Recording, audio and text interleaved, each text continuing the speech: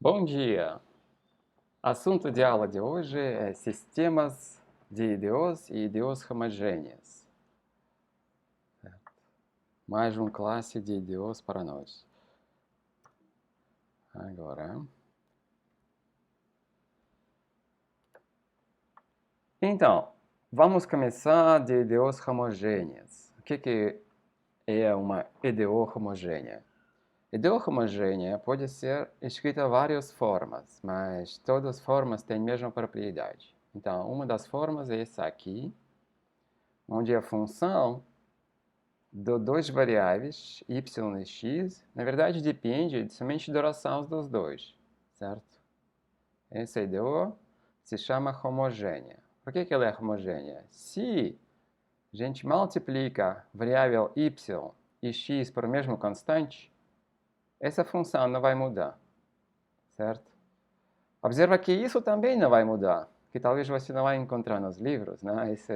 Esse fato é importante. Se multiplicar y e x por uma constante, diferencial multiplicado por constante. Então, esse constante vai cancelar. Entenderam? Então, ambos lados não mudam. E esse IDO, então, é homogênea. Então, a homogênea é de primeira ordem. Porque se fosse de segunda ordem, tá? Não poderia ser homogênea, porque vai ter 2x no denominador, ou o diferencial de segunda ordem, que na verdade é. Quer dizer, então, isso vai implicar que essa propriedade vai ser perdida. Aqui, se multiplicar y e x por k, vai mudar essa parte esquerda. Então, de primeira ordem, pode ser homogênea. Ou, se a equação dada nessa forma, né, onde não dá para ver se essa função, o φ, depende da ração do y e x, ou depende de ambas variáveis, quer dizer, independentemente. Para esse fato acontecer, essa função deve ter essa propriedade, ó. Como fosse aqui, né? Se multiplicar por k e k aqui, x e y, esse k cancela. Então, deve ter essa propriedade. E nesse caso, a gente pode escrever essa função nessa forma, quer dizer, com outra função f, certo? Por exemplo, se escolher k igual a 1 sobre x, né? K é arbitrário. Vai ter 1 aqui e aqui y sobre x, né? Então, vai ser essa forma mesmo. Agora, ainda pode ser dada na forma mais geral, né? Essa IDO homogênea, nessa forma aqui. E nesse caso, não é necessário que cada função aqui seja homogênea, quer dizer, depende somente da ração. O que é necessário é que essa ração dos dois coeficientes aqui seja homogênea, certo? Porque nem esse x e y também são homogêneos. Quer dizer, aqui, se multiplicar por k, aparece k na frente, certo? A mesma coisa aqui, se multiplicar x e y dentro da função m por k, aparece um k, talvez numa ordem tal. Se a mesma ordem aparece aqui, essa IDO vai ser homogênea, porque essa ordem vai cancelar nessa forma, certo? Então, essa é a condição para essa IDO dessa forma ser homogênea. Quer dizer, essa na verdade é a parte direita dessa equação nessa forma aqui, né? Então, a mesma condição aplica. Um exemplo, vamos pegar exemplo nessa forma. Então, nós temos essa IDO aqui, onde n é isso aqui e m é isso aqui, né? E a ração dos dois, não importa qual, m no n ou n no m, né? Se multiplicar x e y por k aqui, obviamente aparece k quadrado aqui em frente. E aqui também k quadrado. Esse k quadrado cancela. Ou a gente pode dividir aqui por x quadrado e ter essa IDO, essa parte lado direito da IDO nessa forma, onde u é y dividido por x. Então, a ideia de integrar essa equação homogênea, certo? Vem dessa forma. Então, apareceu uma nova variável u. Então, essa nova variável u pode ser usada para troca de variável, para integrar. Então, se aparece derivado da u aqui, aqui tem somente u, essa IDO, essa IDO será separável, certo? Então, dá para integrar. Então, integrar a IDO homogênea, trocamos variável. De novo, não sei o que está acontecendo aqui. Trocamos variável. Pegamos esse como uma nova variável, ou expressamos y como u multiplicado por x, onde u é função do x. Substituímos na equação, nessa forma aqui, certo? Ó, nessa forma aqui, por exemplo, né? E temos aqui x quadrado como multiplicador, 1 mais y sobre... De novo, não é? Que problema aqui? Y dividido por x quadrado, y quadrado dividido por x quadrado, isso é o quadrado. Aqui nós temos x quadrado menos u multiplicado por x quadrado, certo? Que é isso aqui, certo? E aqui nós temos diferencial do y, que é essa soma aqui. Então, agora pegamos tudo aqui em frente do diferencial do u e tudo aqui em frente do diferencial do x. E temos essa IDO nessa nova forma aqui. Ó, observa que essa IDO já parece separável. Quer dizer, se dividir por x terço toda a IDO e por 1 mais u, a gente vai separar as variáveis. Num lado vai ser x, no outro lado pode ser u. E fazer isso a gente vai ter essa forma. Ó, esse obviamente já é separável. Dá para integrar. Então, integramos essa IDO, lembrando que quando a gente vai ter logaritmo, a gente sempre pega módulo. E aqui já adicionamos a constante arbitrária, uma, né, porque precisar, para a integral geral, certo? E depois simplificamos essa expressão, né, nesse jeito. E lembramos que u é y dividido por x. Aqui dá para multiplicar os dois, quer dizer, a soma dos dois logaritmos. Aqui o logaritmo disso em quadrado, multiplicando dentro, vai ter isso. Pegar a exponencial de tudo e a gente vai ter essa forma de solução, onde a é essa constante aqui, certo? Bonito, né? Tudo bem? Então, esse a é aqui parece que a somente pode ser positiva, mas como não tem restrição no valores do y e x positivos e negativos, esse a na verdade pode ser arbitrário. Porque se fazer o contrário, substituir essa solução nessa equação aqui, tá? Quer dizer, pegar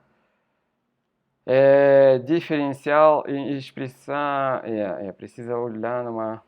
Porque aqui é a forma implícita da solução. Então, pegar diferencial das duas partes, a gente vai chegar a essa expressão aqui. E depois substituir, trocar a variável, usar essa transformação, a gente vai chegar nessa forma com certeza. Isso é equivalente à nossa equação. Então, a na verdade pode ser arbitrário. Mesmo que aqui ela apareça como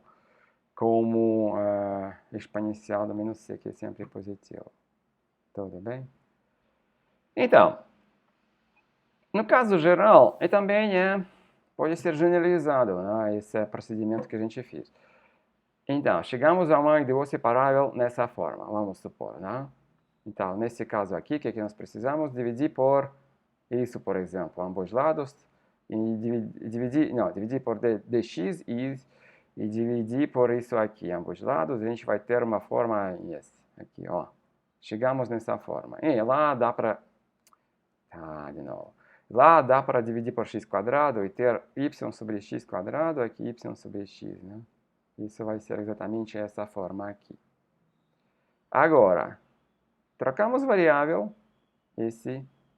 transformação aqui, ó, essa aqui, que é equivalente.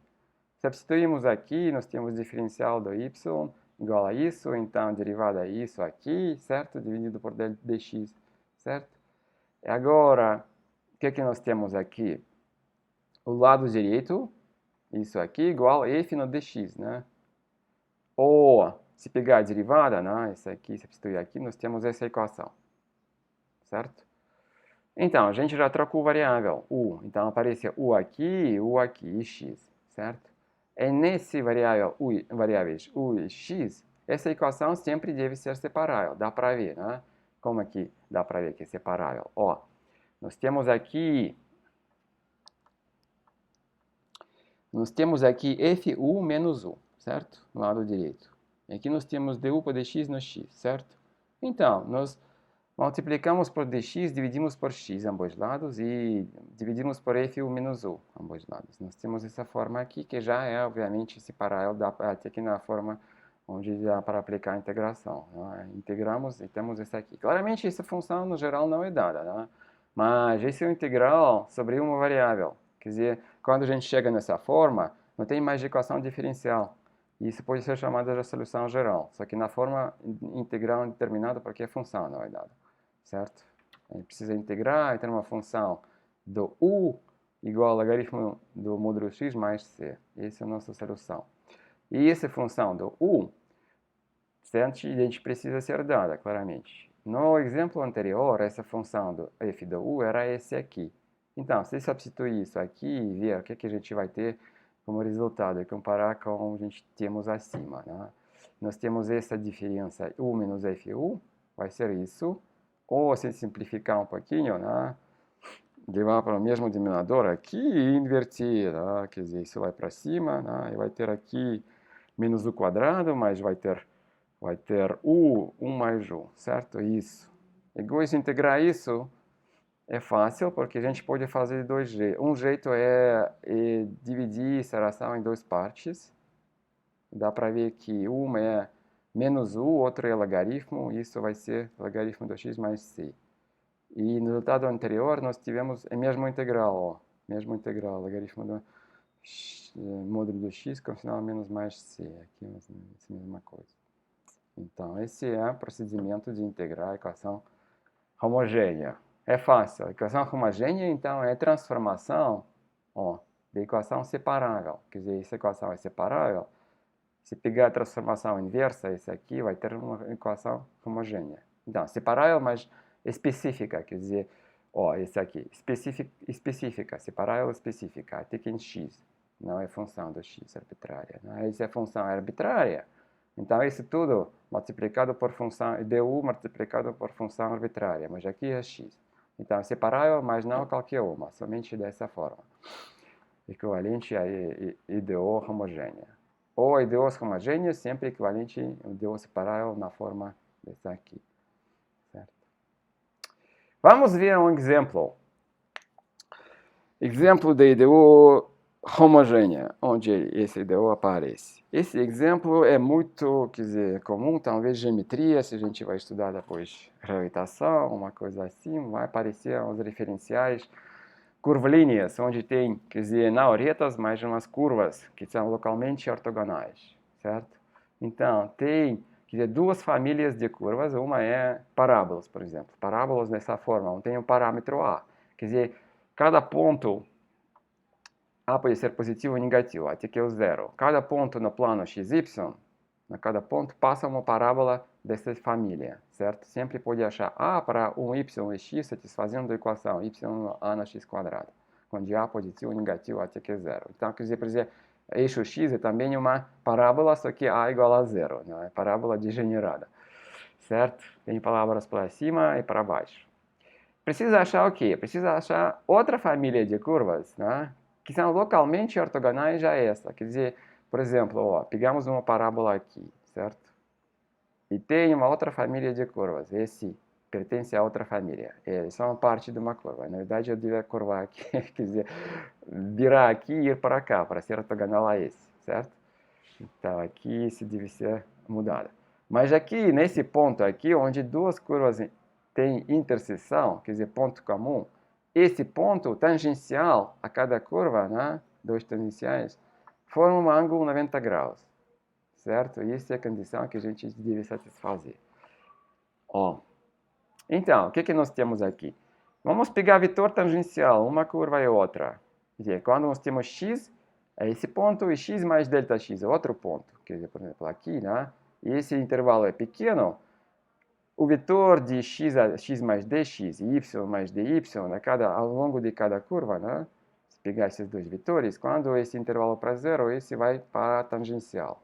Então, imagina esses pequenos vetores tangenciais a esse ponto a cada curva, dv1 e dv2, certo? E isso deve ser ortogonal, esse produto escalar. Isso é a condição de ortogonalidade de dois vetores. Cada vetor tem dois componentes. Então, eu escrevi d aqui, porque vai aparecer diferencial do x, quer dizer, entre x e x mais dx.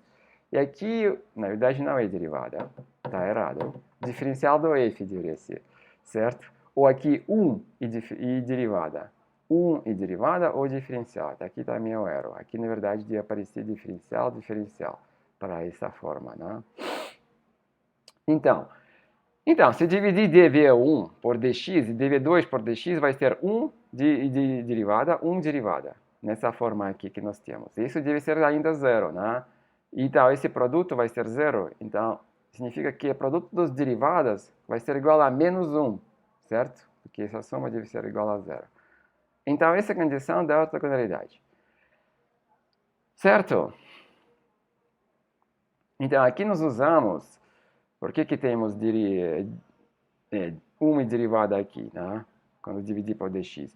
Porque significativo geométrico da derivada é esse, certo?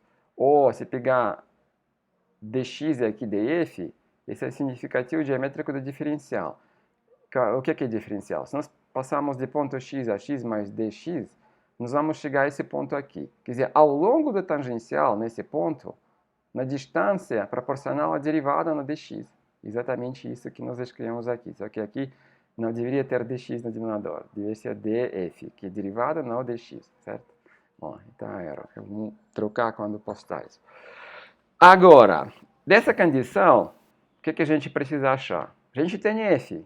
F, esse aqui. Tem um parâmetro a, certo? A gente precisa achar esse g, outra família das curvas. E deve ser a equação diferencial, que é aqui. Equação diferencial, lembra, tem um parâmetro arbitrário. E esse parâmetro vai ser outro parâmetro para a família de curvas G, que é ortogonal a esse. Que aqui tem parâmetro A e lá vai ter outro parâmetro para essa G. Então, uma observação aqui. Essas curvas passam a qualquer ponto. A é parâmetro arbitrário, mas a gente não pode usar A, certo? A gente deve usar ponto x e y, onde passam ambas curvas, para achar a equação para G. Por quê? A equação não deve ter um parâmetro A, deve ter y e x. Observa isso. Então, cada ponto, cada função, derivada dela deve ser expressa como uma função de duas variáveis, x e y. Por exemplo, derivada aqui, 2ax, certo? Mas 2ax a gente não vai usar, a gente vai usar outra forma, certo? Outra forma é o quê? Expressar a como função do y e x. E substituir aqui. Então, a derivada de f de x é 2y sobre x. Então, qualquer ponto nós pegamos no plano, tem essa derivada, né? Porque quando nós pegamos a, nós não sabemos qual ponto no plano é. Porque a gente sabe x, mas não sabe y. Agora a gente sabe y e x. E substituímos aqui, vamos ter de equação para g. Então, vamos notar y igual a g do x. Então, no y que a gente deve achar como função do x, vai satisfazer essa equação aqui. Então, y aqui é o g, certo? Essa equação vai ser menos 1 ou menos derivada do f sobre x inversa, ou dx sobre df, né? Isso invertido, quer dizer, menos x sobre 2y. Então, observa que essa equação não tem nenhum parâmetro arbitrário, certo? Em cada ponto no plano, dada a condição para a derivada de y sobre dx, certo? E a solução dessa equação tem uma família de curvas, porque tem um parâmetro arbitrário. Então, observa que essa equação é homogênea, né? Porque aqui depende da duração, x sobre y.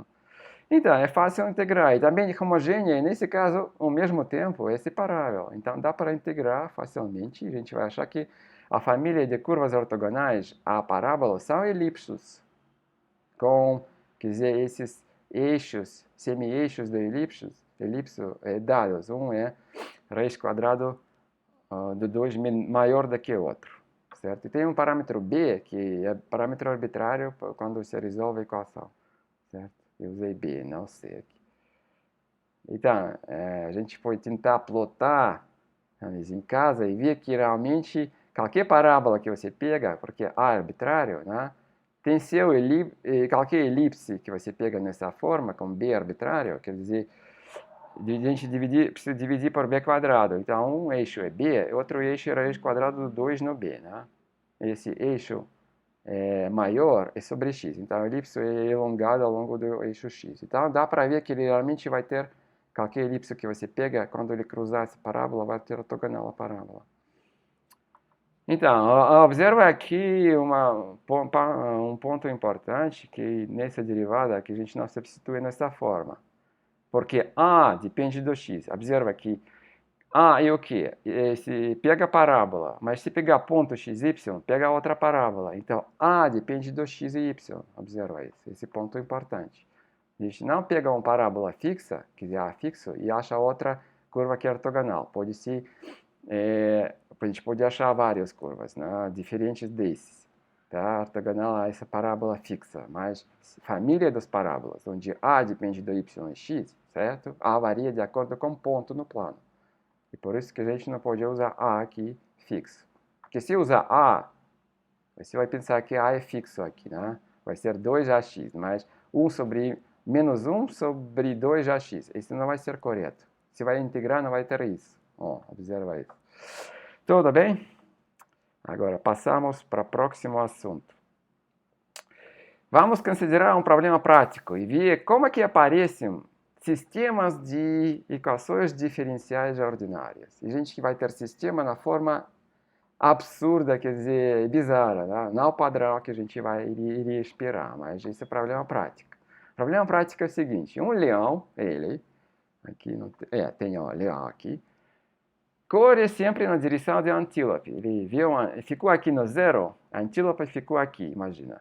A antílope corre verticalmente ao longo esse eixo paralelo ao eixo y, que passa ponto x igual a 1, certo? E leão sempre corre na direção do antílope. Então, a curva aqui, sólida, e vai ser um caminho do leão que ele vai percorrer antes de pegar a antílope, se consegue, certo?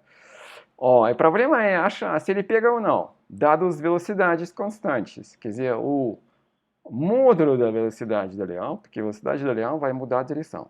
E velocidade absoluta dada do antílope, ela corre com velocidade v, constante. E leão que corre com velocidade... leão que corre com velocidade v capital, antílope que corre com velocidade v pequeno. Aqui não é dado, mas antílope corre com velocidade... não é dada. Aqui, v pequeno, velocidade da antílope em sentido vertical. Certo? Pergunta aí não é achar caminho do leão ou nada, mas se achar seria bom. Ou como é que posição do leão no plano XY depende do tempo, achar se ele pega antílope ou não, e qual a condição para ele pegar antílope. E depois talvez achar a distância, qual o antílope precisa percorrer, onde o leão pega antílope, né? Se pega. Né? Então, e para isso a gente vai escrever sistema de equações diferenciais. Aqui nós temos dois objetos que se movem. Antílope, coordenada x igual a 1, sempre, né? E x antílope a 1.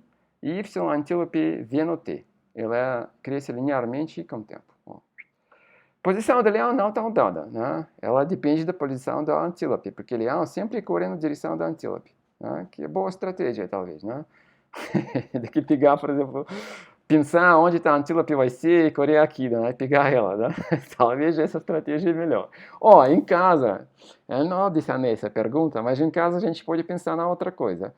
Se o leão pegar uma direção fixa, certo? Pensar um pouquinho, calcular onde vai ser a antílope e tentar atrapalhar ela exatamente no ponto, correndo o caminho reto.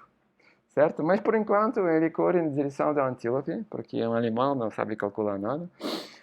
E então, a velocidade do leão, então, sempre direcionada na posição do antílope. Então, isso que a gente pode expressar geometricamente. Então, imagina que esse é o caminho do leão. Velocidade dele, quer dizer, essa velocidade, na verdade, não é no tempo. Quer dizer, a derivada dessa curva, tangencial dessa curva, certo? Na tangencial dessa curva, a gente encontra a velocidade do leão, certo? Qualquer que seja, rápida, lenta, mas ela ao longo desse tangencial. Mas a gente sabe que tangencial, a curva, é derivada dessa curva do y sobre x, certo? É tangente desse ângulo, certo? E ao mesmo tempo, tangente é a altura por base, né? Base é o quê? Distância entre 1 e x, 1 menos x, ou a posição do antílope menos posição do leão. E a altura é o quê? A altura é a altura do leão, porque o leão fica aqui, subtraída da altura do antílope, Isso vai ser esse Δy. Δy por Δx vai ser tangente desse ângulo, que na verdade é derivada de y sobre x. Então, uma equação, essa derivada pode ser expressada também assim, certo? A gente cancela o dt aqui, ó. É bom conceito de diferencial, né? A gente cancela, que não precisa. Então, essa equação primeira pode ser escrita ou nessa forma igual a isso, ou essa forma igual a isso, certo? Mas já viram que aqui tem três variáveis. E numa equação devia ter duas, né? Tem t, y e x, certo? Tem um parâmetro, mas y e x depende do t. Então, essa não é uma equação normal, diferencial. Então, deve ter outra. A gente adivinha que deve ter outra equação. Qual é a outra equação? Leão corre com velocidade constante v. O que é velocidade constante? Velocidade de y, que é distância percorrida dividida por dt. Aqui tem dois componentes, né? Distância ao longo do y, distância ao longo do x. Então, a soma dos quadrados dessas distâncias dividida por ΔT, certo? Raiz quadrada. A velocidades, componentes de velocidades em quadrado igual a velocidade total em quadrado. Essa é outra condição que nós temos para o leão. Essa é outra equação. Então, duas equações dessa forma. Agora, tem três variáveis e duas equações, né? Talvez dá para resolver, né? Na verdade, dá. Isso, na verdade, se olhar nessa forma aqui, igual a isso é igual a isso, nós temos derivada sobre t de duas variáveis, y e x. E tem duas equações. Então, essa é a forma da equação do sistema de IDEOs. Tem uma variável independente e tantas variáveis dependentes quanto as equações. Nesse caso, dois. Certo? Mas essa equação também pode ser escrita dessa forma, que para nós é mais útil, porque a gente não precisa achar como que a posição do leão vai depender do tempo. A gente precisa achar se essa curva realmente cruza essa reta ou não. Certo? Se essa curva vai cruzar a reta, então significa que, como aquele leão correu sempre na direção do antílope, quando ela cruza aqui, significa que o leão encontrou o antílope. Isso acaba o problema, né? O antílope não corre mais. Certo? Precisa achar somente isso, resolver essa questão, não resolver esse sistema. Então, a gente vai focar nisso, nesse exercício. Então, precisamos saber somente se y do x, se achamos essa função, e só resolver essa equação. Mas já viram que aqui tem t, então não é somente integrar isso, precisa usar esse. Se y dá 1, quer dizer, quando x igual a 1, y dá 1 menos infinito, quer dizer, essa curva cruza essa reta, o leão pegou o antílope. Essa é a nossa condição de antílope pega pelo leão.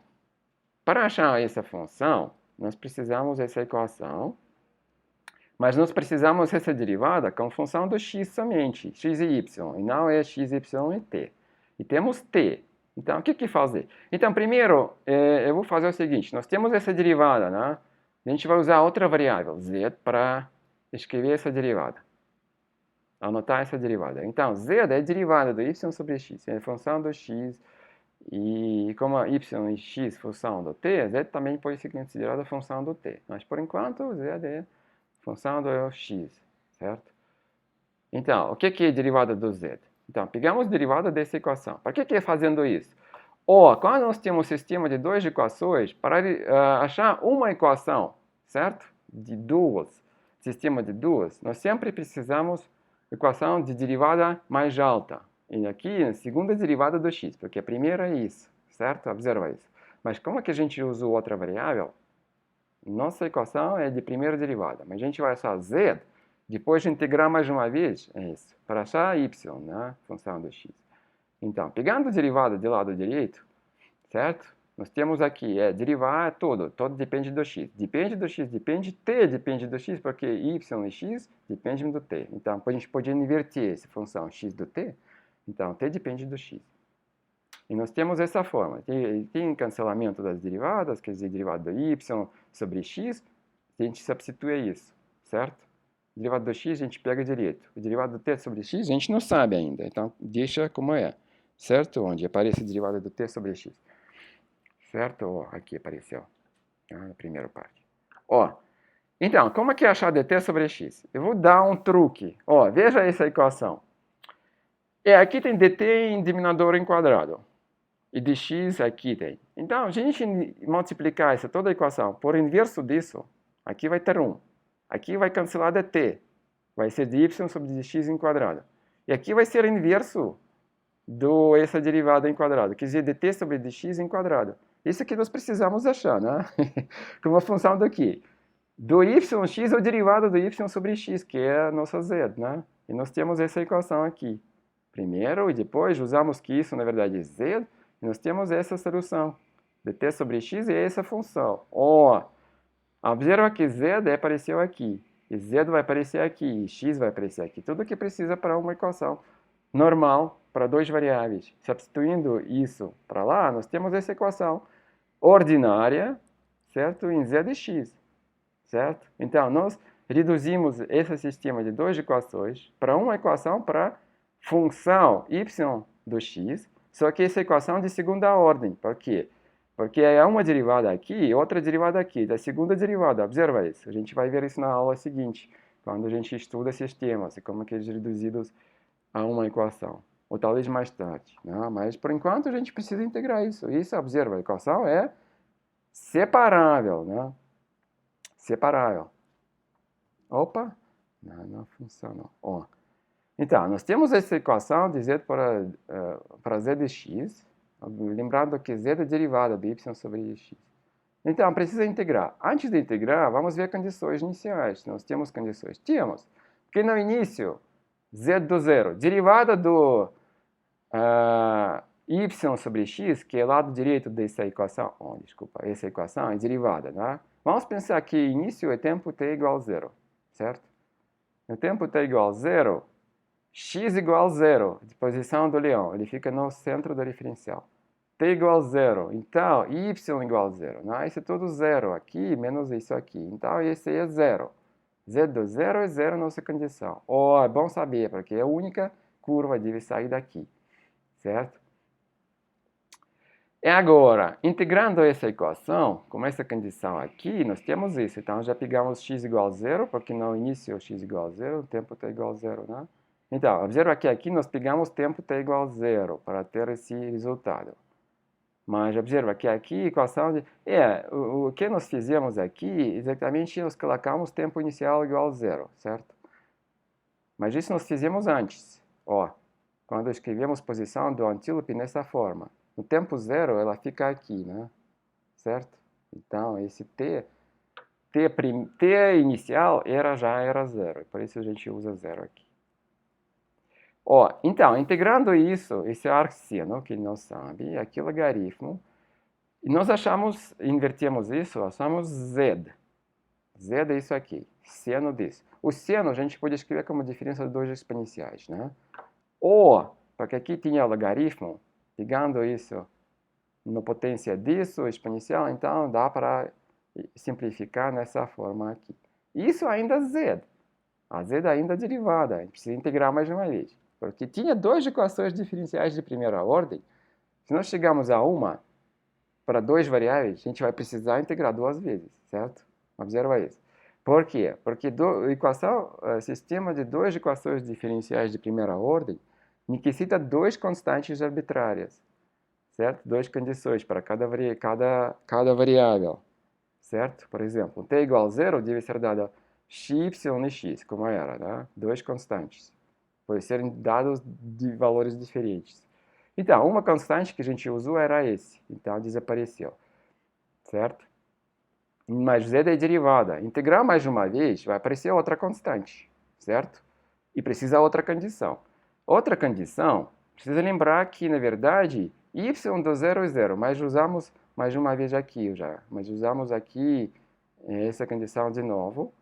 Integramos isso e outra constante vai ser aparecer menos 1. Por quê? Se integrar isso aqui, nós temos essa expressão, né? É mais uma constante c.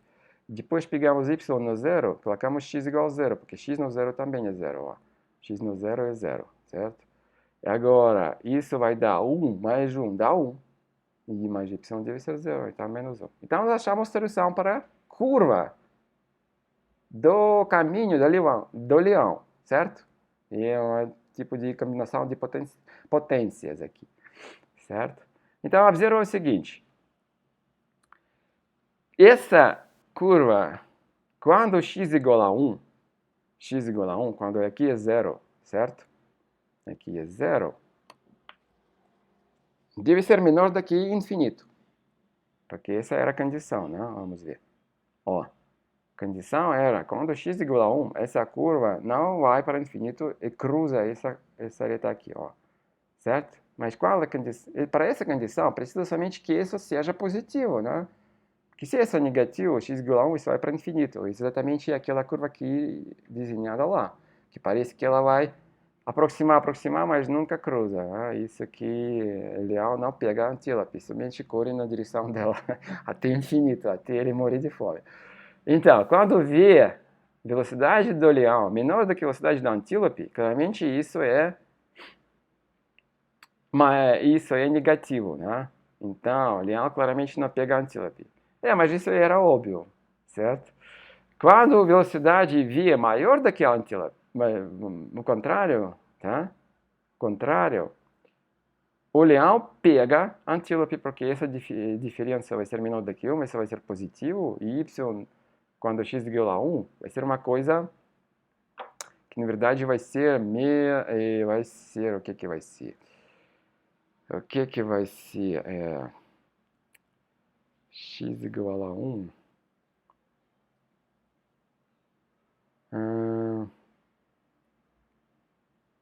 Tá, vamos ver. O que nós temos aqui de novo?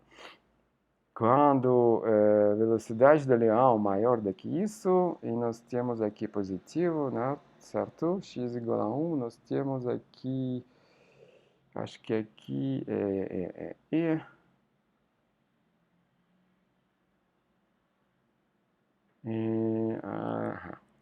X igual a 0. X igual a... Então, vamos ver a condição nossa. X igual a 0, nós temos aqui 1, né? Eu acho que meu erro, não é menos 1 aqui.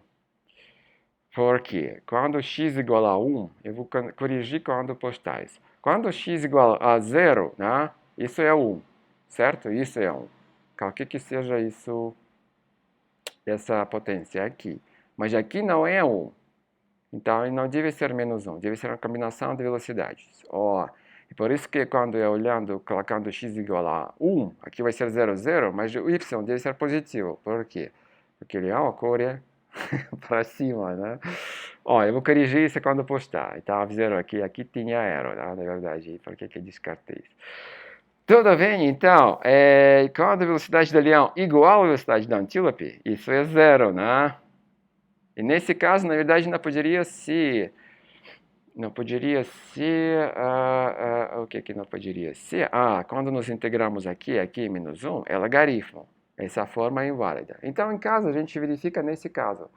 Se, quando a velocidade do leão é igual exatamente à velocidade da antílope, se ele pega ou não. A resposta é sim. A gente verifica em casa que pega. Então, precisa integrar isso de novo, que aqui a fórmula não é válida, porque aqui é 0, certo? Vai ter logaritmo. Tudo bem?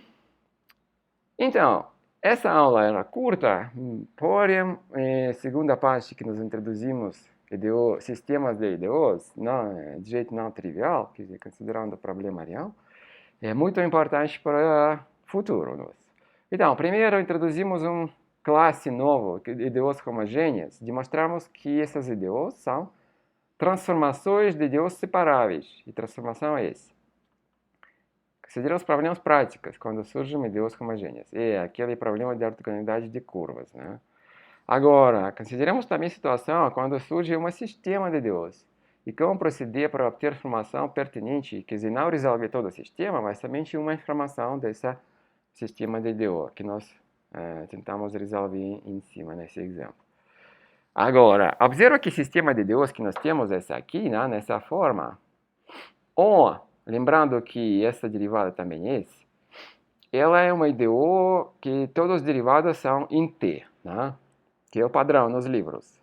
Em aula seguinte, quando a gente vai considerar sistemas, certo? Mas a gente pode observar também que não precisa especificar qual é a variável dependente, qual é independente e quais são dependentes e qual é independente nesse sistema. Como aqui? Se escrever esse sistema na forma diferencial, então não precisa aqui iteração, precisa coisa mais simples, essa aqui. Certo? nós temos esse mesmo sistema na forma diferencial. Então, aqui já tem uma simetria. Qualquer que seja a variável que você quer ser independente, você pode escolher y, pode escolher x. Por quê? Se y e x funções da t, provavelmente você pode inverter essa função, pelo menos numa área do plano. Na outra área do plano é outra inversão, quer dizer, outra equação. Mas sempre pode inverter a dependência e considerar qualquer uma variável desses três como independente. Por exemplo, x pode considerar. E ter a função do x, como a gente tinha aqui, ó, observa aqui, t era a função do x, né? Então, o que eu quero dizer para vocês? Que a forma diferencial desse sistema é mais fundamental do que a forma como derivadas. No livro, você nunca vai encontrar isso. Não sei porquê, mas isso era como esse cálculo foi desenvolvido no século XVII, pelo Leibniz e parte de Newton. Certo? Tudo bem? E agora, vamos ver nossas perguntas. Então, nós usamos transformação para tornar a IDO homogênea uma IDO separável. Usamos esse. Certo? Usamos inverso, na verdade, y sobre x. Se nós usamos essa transformação, o que vai acontecer com essa IDO homogênea? Como que vai ser a integração? Então, a gente pode verificar isso em casa e chegar a ver a forma integral da solução geral dessa equação homogênea, na forma geral. E comparar o que nós temos na aula. Certo? É bom exercício para vocês. Certo? Para inverter, quer dizer, essa equação primeiro, né? E depois usar essa substituição. E fazer a mesma coisa que a gente fez. Só que pensando que y e x trocados.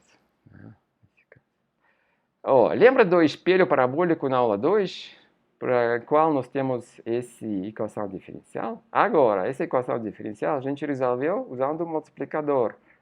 Quer dizer, mostramos que essa equação pode ser tornada em equação exata, se tem o fator integrante. Agora, essa equação também é homogênea, como a gente pode demonstrar. E ver, tentar integrar essa equação como uma equação homogênea e comparar com o resultado na aula 2. E ver qual é o método mais fácil. Certo? Isso para vocês. E também, ó, também uma pergunta que eu fiz aqui, deixa me lembrar o que é. Ah, leão correndo. Então, outro problema, talvez, a gente pode considerar. Leão tenta calcular a posição do antílope quando a velocidade dele é maior ou igual à velocidade do antílope. Tenta ver se ele pode achar uma reta, certo? Correndo uma reta e ainda pegar o antílope, certo? Isso é mais fácil, talvez, não precisa de equação diferencial. E ver se isso ele pega mais rápido ou não. Essa pergunta vai já envolver um pouco de pensar. Isso é muito mais complexo. Então, a terceira pergunta, considerar problema de leão e antílope. Eu vou colocar quando postar isso. E ver se leão com velocidade maior do que a antílope corre na uma reta, num certo ponto, onde ele acha que ele vai encontrar a antílope. Será que isso é melhor para ele ou não? Mais rápido ele encontra a antílope ou não? Tudo bem? Pensa sobre isso. Isso tudo sobre a aula de hoje. Nós vamos terminar isso aqui.